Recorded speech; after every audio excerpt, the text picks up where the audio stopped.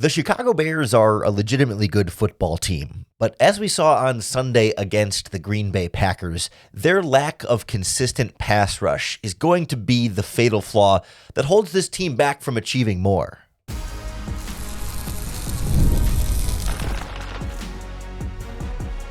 You are Locked On Bears, your daily Chicago Bears podcast. Part of the Locked On Podcast Network, your team every day. This is Locked On Bears, and I'm your host, Lauren Cox. I'm here to bring you your daily, in-depth Chicago Bears news and analysis. You can follow me on Twitter at CoxSports1, and you can follow the podcast at Locked On Bears on TikTok, Instagram, Facebook, Twitter, and the Locked On Bears YouTube channel, where you can keep up with all of our video podcasts as well. Thanks for making Locked On Bears your first listen today. We're part of the Locked On Podcast Network, now the #1 sports podcast network. Today's episode is brought to you by FanDuel Sportsbook. If you want to be right in the middle of the action this season, visit FanDuel.com and place your live NFL bets all season long.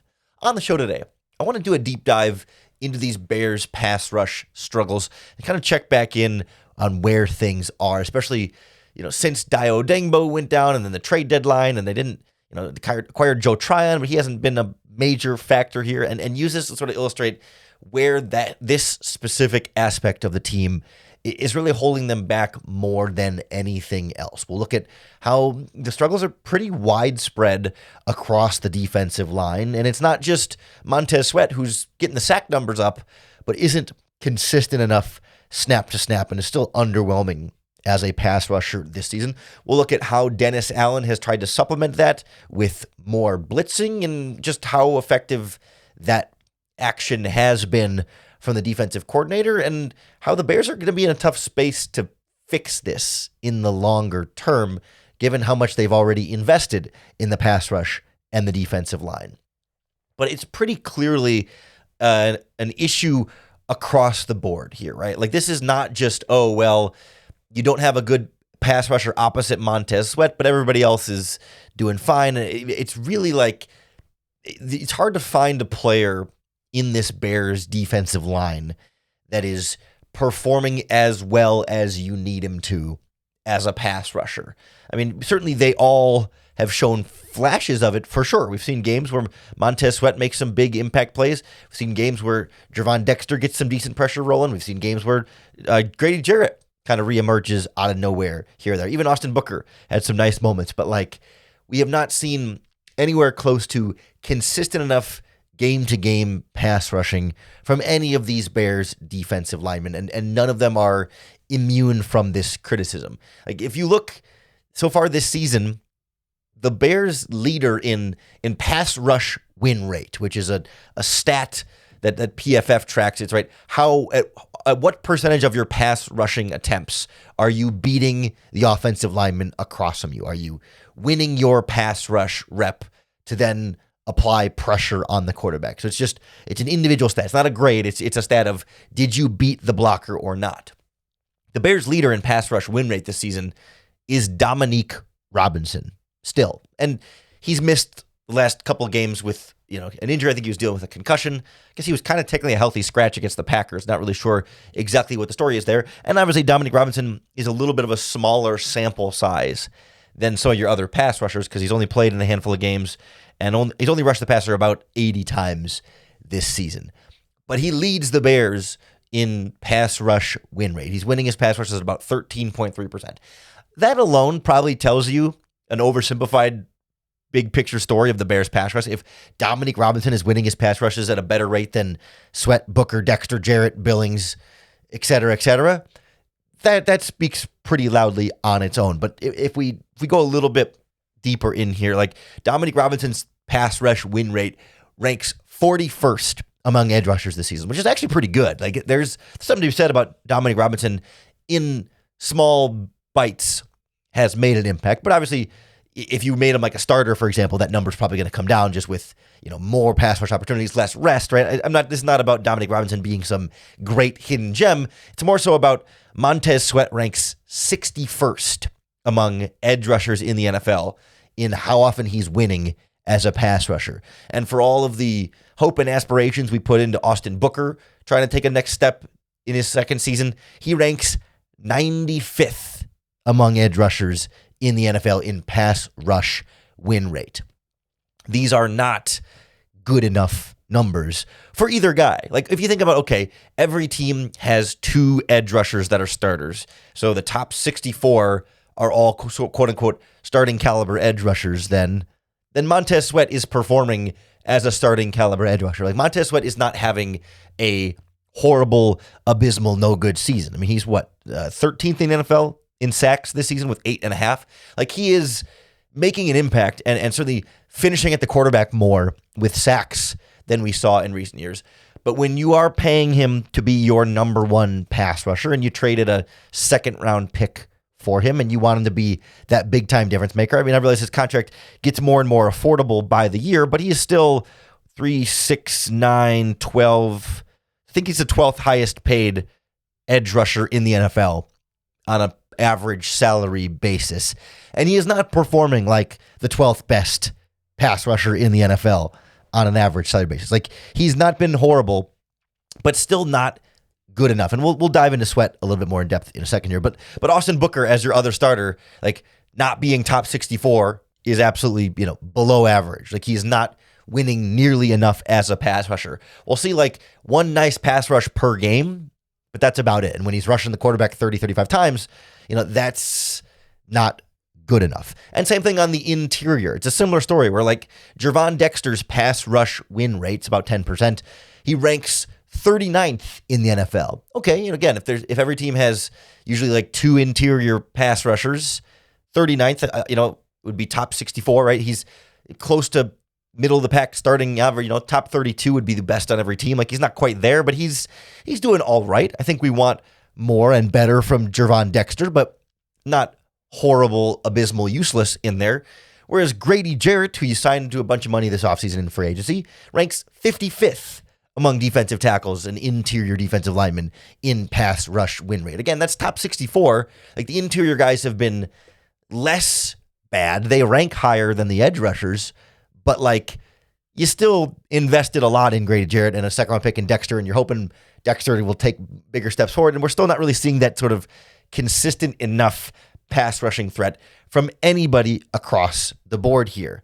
And I think it's easy to put the most blame on Montez Sweat because he is the highest paid guy, that like he's supposed to be able to try and make up for some of these deficiencies elsewhere, especially like no one's going to kill Austin Booker because he's not supposed to be the starter, right? I mean, Dio Dangbo was supposed to be the starter and he was underachieving as well, but now he's out with the torn Achilles, so he's kind of a moot point at this point, but they're not getting nearly enough pass rush around Montez Sweat and then not getting enough pass rush from Montez Sweat because that 11.6 pass rush win rate of his that ranks 61st, it's his lowest in the last 4 seasons. I didn't go back farther than those 4 seasons. I believe it's a career low since his rookie season, but don't quote me on that. But it's definitely the lowest in the last handful of seasons for Montez Sweat. Even last year for the Bears, he didn't have as many sacks, but he was winning his pass rushes at a decent rate, about almost 15%, about the same rate he was with the Washington Commanders earlier in his career. But this year, his pass rush win rate is as low as we've seen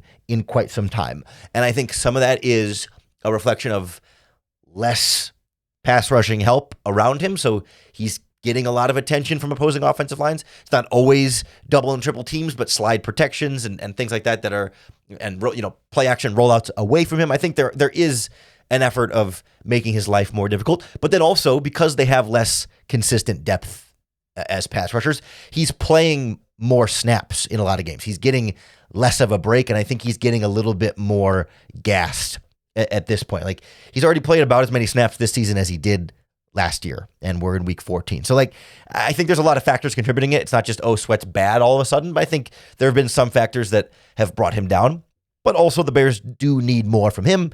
They need more from the rest of this pass rush. And I'm not sure that, at this point in the season, better is going to show up. And so that's when it falls on Dennis Allen to find ways to generate a pass rush. And if you were suspecting and your eyes were looking at it and thinking, feels like they've been blitzing more and more as the season has gone on, that is correct. And we'll take a look at how the blitz has been working for Dennis Allen and whether that's a a valid substitute for a lack of a four-man rush?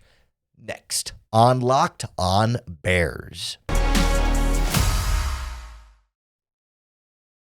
Locked On Bears is brought to you by Mint Mobile. You know, there's no reason to let big wireless drain your wallet, especially during the holidays. Because right now, Mint Mobile is running their best deal of the year. All of their unlimited plans are 50% off. That means you can lock in 3, 6, or even 12 months of unlimited premium wireless for just $15 a month. It's the easiest way to take your overpriced phone bill and give it the full Scrooge treatment. And what makes this even better is how simple Mint makes the switch. No contracts, no nonsense, just real savings and real quality service. So turn your expensive wireless present into a huge wireless savings future by switching to Mint. Shop Mint Unlimited plans at mintmobile.com/LockedOnNFL. That's MINT, mintmobile.com/LockedOnNFL. Limited time offer, upfront payment of $45 for 3 months, $90 for 6 months, or $180 for 12 months plan required. $15 a month equivalent. Taxes and fees apply. Initial plan term only. Greater than 35 gigabytes may slow down when network is busy. Capable device required. Availability, speed, and coverage varies. See mintmobile.com. It's been pretty clear throughout this season that the Bears pass rushers individually and as a standard four-man rush are not good enough and have not been good enough. I'm not breaking news there that they've been struggling, but more so wanted to look at like how much they've been struggling and confirm that, hey, it hasn't really gotten better. Little blips here and there, but really hasn't consistently gotten better. And defensive coordinator Dennis Allen is smart enough to realize this and say, okay, it's not working to sit back and just rush four. I mean, in fact, he figured it out pretty quickly after like week 2 against the Lions. Like he gave it a couple weeks to say, all right, they had a bad game against the Vikings, couldn't get much pass rush going. Let's give it one more. Couldn't get much pass rush going against the Lions. And like, all right, screw this. We got to blitz more. And that doesn't mean it's been a blanket strategy of high blitz rate every single week, but we have seen some big spikes and we have seen it definitely consistently trending upwards, where some weeks, depending on the matchup, depending on the quarterback, depending on the opposing offensive line, and depending on the Bears' injuries, they might blitz a little bit less or a little bit more. Just, you know, it's not, again, not a universal blanket strategy here, but it's trending upward and it's become, I think it started as like a luxury of like, ooh, let's throw some stuff in here to try and confuse opposing quarterbacks and get a big play when we might need it most, to now it's become a lot more of a necessity because you're just not consistently generating pass rush enough without it. If you look over the course of the season, you know, it was those first 2 weeks, the season low 10% blitz rate week 2 against the Lions. And then from there, pretty steadily increasing. There's not a lot of huge correlations between blitz rate and, you know, defensive success per se. You know, like they blitzed a lot in week 8 against the Baltimore Ravens when they lost, but they didn't blitz nearly as much in week 7 when they won or in week 9 when they won. And even across the winning streak that the Bears had since that Ravens loss, like they blitzed a bit more in week 10, 11, and then it dropped back down in week 12. And then the season high blitzing came in week 13 against the Philadelphia Eagles, but then blitzed even slightly less than that against the Green Bay Packers, but even the Packers blitz rate was still pretty high. So it's been clearly a huge trend up there. The last few weeks, they're over 40% of a blitz rate. They've had, I think 5 or 6 games above 40% blitz rate, which is more than what Dennis Allen typically opted for when he was defensive coordinator of the New Orleans Saints. Like we knew the Bears would blitz more than they did under Matt Eberflus this season, but this is even more than what he used to do with New Orleans. I think Dennis Allen's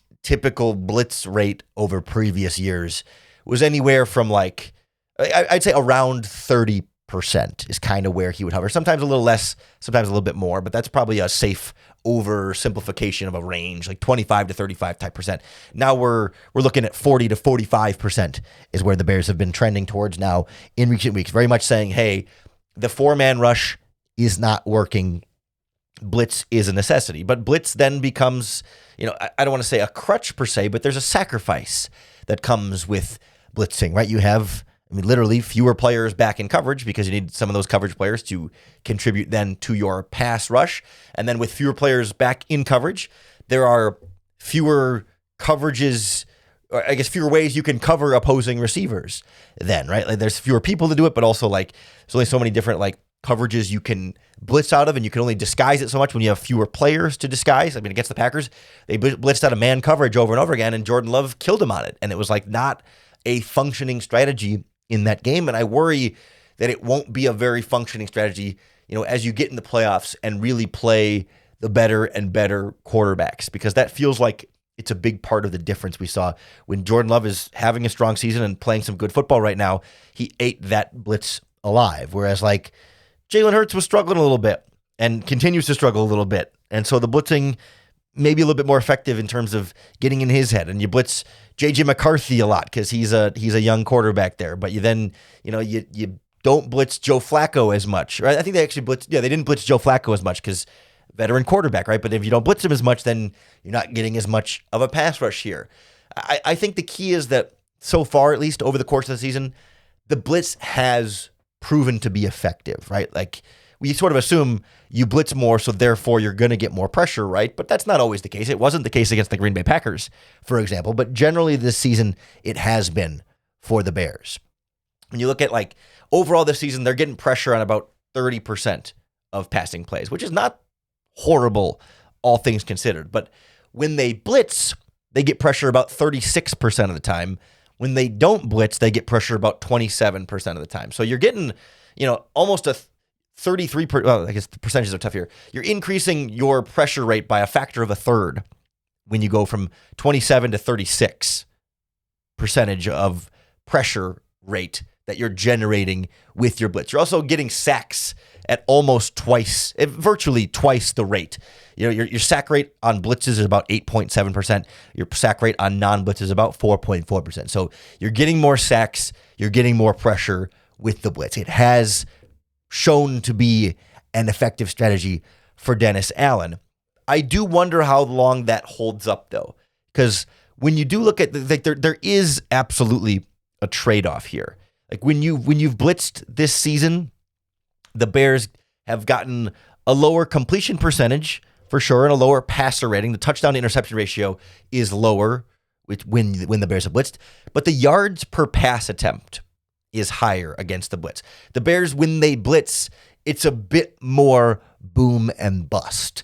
When they blitz, they're getting more sacks, they're getting more pressure, they're in some, I don't want to say they're not necessarily forcing more turnovers, but it's a little bit hard to draw that correlation there, right? But they are giving up more yards. Like they're fewer completions, but the completions they do give up go longer when they've blitzed. I mean, which makes sense, right? When you've got fewer defenders back there to cover, fewer defenders back there to tackle after you have completed the pass. Like it is very much a boom or bust defensive strategy of this has got to get home / disrupt the quarterback, or it's going to burn you on the back end. And that hasn't been a big problem against struggling Eagles offense, against an Aaron Rodgers Steelers offense that pretty much only throws short, doesn't go deep all that much, against J.J. McCarthy, against Jackson Dart, against the New Orleans Saints, right? But it was a problem against the Green Bay Packers.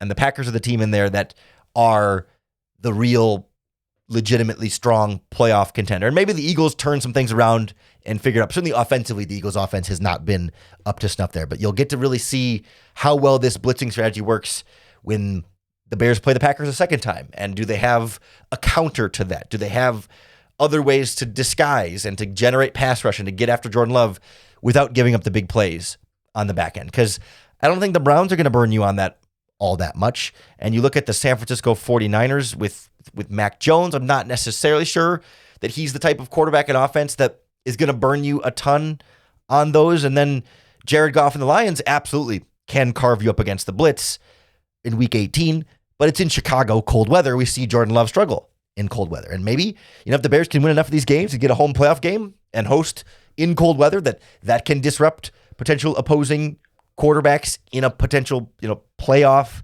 game. Like, I like my odds trying to blitz Sam Darnold in the playoffs. I like my odds trying to blitz whoever wins the NFC South in the playoffs. If it's Baker Mayfield's been struggling a little bit lately, and certainly Bryce Young is volatile. We just saw it work well against the Eagles to blitz them if they place them in the playoffs. And the Dallas Cowboys and Dak Prescott, we've we've seen the Bears beat Dak Prescott and the Cowboys this season, albeit really kind of different stage of the team. But like really like Matthew Stafford and the Rams and Jordan Love and the Packers are the two that scare you the most about this Bears blitz strategy. And I just wonder if as we get into the postseason, as quarterback play dials up, as the margin for error gets smaller, are the Bears going to feel that burn of like, well, we're getting burned by the blitz, but we can't get home with a 4-man rush, and ultimately is what does this team in. I don't want to get too far ahead of ourselves here and start talking too much playoffs, but I also worry that this pass rush problem feels like a longer term one. And I don't want to like jump ahead to the offseason, but we will temporarily to look at like, well, the Bears like pass rush is going to be need number one this offseason, and they're not really going to be in a good spot to upgrade it super easily. So we'll take a look at like the bigger picture problems that seem to still lie ahead on the Bears pass rush beyond just this season. Next on Locked On Bears. This episode of Locked On Bears is brought to you by FanDuel. NFL Sundays move fast. One big play and suddenly everything feels different. And that's what makes live betting with FanDuel so exciting, because you're not just watching the game, you're reacting to it in real time. With FanDuel, you can place bets as the action unfolds. Every drive, every momentum swing, every highlight moment. And that live betting is best when the game starts to shift. A quarterback gets hot, a defense tightens up all of a sudden, or the momentum flips after a big turnover. Whatever happens, FanDuel lets you jump into the moment, where live spreads and money lines adjust instantly and player props update as guys heat up. So Bears are 7-point favorites right now over the Cleveland Browns next Sunday, but if the game starts slow or however it goes, that line's going to move, and you can get in on that live betting action with FanDuel. So if you want to be right in the middle of the action this season, visit FanDuel.com and place your live NFL bets all season long. FanDuel, the game moves fast, and so can you. I don't want to move too fast into the offseason, but I can't help but like look ahead, peek ahead, and fear and think big picture about like, okay, like pass rush obviously going to be a big problem the Bears have to address this offseason, because it's not going to be magically fixed in season, but like, oh man, they're going to have some trouble fixing the pass rush this offseason, because they have already invested so much into the defensive line, and they don't have a lot of options to, I guess, divest would be the opposite from those investments in the defensive line. And it feels like short of a, just like outside of the NFL draft, I don't feel like the Bears have a lot of good options. And does a rookie first round pick solve the Bears pass rush? Maybe, and maybe you double down in a later draft pick or whatever. I guess that's a possibility, but it feels like we all want the Bears to do more, right? Like this is the time next offseason to make the big splash to upgrade your pass rush. Everyone talks about, is this the time to make the Trey Hendrickson trade? You got to match the Packers and their Micah Parsons trade. The 2026 version of the Bears Khalil Mack trade. Can you go out and get that difference maker and kind of go all in on the big player for next year? And the answer feels like no. Like you can't functionally, financially, because like they spent a bunch on the defensive line this year. Like it's a quiet disaster that Ryan Poles gave Grady Jarrett a huge contract and Dayo Odeyingbo a huge contract, and Dayo Odeyingbo is especially a massive disaster that we'll focus on here in a minute. But even Grady Jarrett, like you could smooth that over by saying he's providing really great leadership on the defensive line. And he has given you some flashes of pass rush now that he's gotten healthier. He was banged up for a lot of the beginning portions of the season. So, like, I'm willing to grant some amount of grace for Grady Jarrett. I'm not willing to say great signing that has definitely worked out exactly the way the Bears wanted it to. But, like, there have been some extenuating circumstances to say maybe the jury isn't completely out about Grady Jarrett. The problem is, this year, Grady Jarrett costs you $7 million. Not that expensive. Next year, Grady Jarrett costs you $19 million. His salary almost triples, or his salary cap hit. The amount he costs you on the books triples. He kind of already gets the money either way, but like from a Bears finances standpoint, he will cost you triple next season what he's costing you this season. And that's when he will be another year older. He will be 33 and costing you 3 times as much and not necessarily wowing you at 32. And all of that $19 million is fully guaranteed for next season, essentially. If you wanted to cut him, you would have to pay him more money to cut him than you would have to pay him to keep him. And there's some things the Bears can do to try and mitigate some of that, but it's expensive for them to move on from Grady Jarrett. And yet, certainly not even the biggest disaster here on the defensive line, because that belongs to Dayo Odeyingbo. Not only because he struggled this season, but specifically a torn Achilles mid-season could very well derail his entire 2026 season. It's not to say that he won't be able to play at all next season, but good chance he's not ready for week 1. And whenever he is ready, he will not be 100%. Like if he plays in games next season, which let's even be kind, given the benefit of the doubt, and say yes, he'll be back to play games next season. But that first game back is not going to be mid-season form, the best version of Dayo Odeyingbo that you're going to get. You're probably going to spend all season kind of still feeling the residual effects of, he's a guy coming off an Achilles tear. He's not 100% full speed, but he's out there playing, giving his all and trying. But that might leave you 2 straight seasons of Dayo Odeyingbo underwhelming. He had 1 sack this season in 8 games. He wasn't good in those 8 games. Now you add in, he's going to come back off of an Achilles tear. And like Grady Jarrett, his salary more than doubles. He cost you $8 million this year. The Bears backloaded it. They made it $20.5 million is what it's going to cost them next year. They're going to be paying Grady Jarrett and Dayo Odeyingbo more than $40 million, or just under $40 million combined between just those 2 players. And most of that money is guaranteed. Like, there's not really good ways for the Bears to get out of either of those contracts. I suppose if they could find a trade partner for those guys, other than the other team takes on the salary, but is anyone going to want to trade for a $19 million Grady Jarrett? I mean, you'd have to give up draft picks for another team to take that salary off your hands. And I don't even think you can trade an injured Dayo Odeyingbo coming off of an Achilles tear. Like, you wouldn't be able to pass a physical. So unless, I guess, a team could waive a physical. I don't know how that works. But, like, no one's going to trade for an Achilles torn Dayo Odeyingbo. It's going to cost them $20 million next season.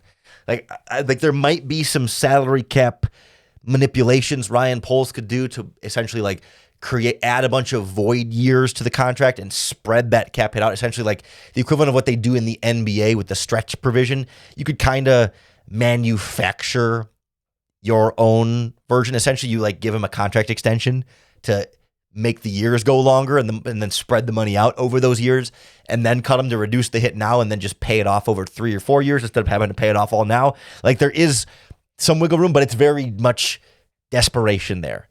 And so now you've got $40 million into those 2 guys, plus another $27 million into Montez Sweat. What's his cap number going to be next year? It's $25 million. So that's $65 million into 3 of your pass rushers.